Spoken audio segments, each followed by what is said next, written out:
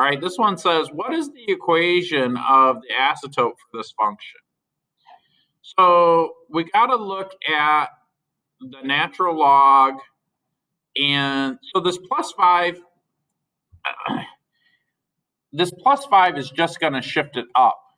That's it. It's just going to shift it up 5 units.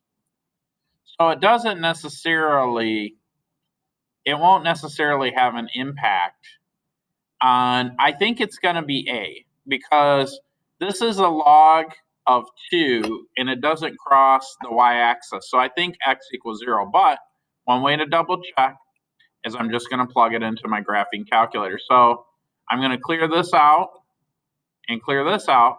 And again, just you don't have to do this if you're taking a test, but I just want you guys to see that this is the natural log of x. And then I'm going to graph the natural log of x.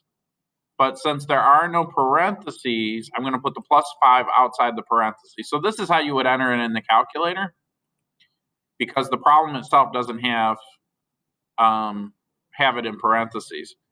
So as you can see, it just shifts the graph up 5 units and it doesn't cross the x-axis. So the vertical asymptote will be the same, which is x equals 0. But let me copy and paste this in here. So blue is the natural log, and then the red function is f of x. Oops. So this is f of x. And the blue one is just the natural log of x. Okay. So A is the answer, x equals 0.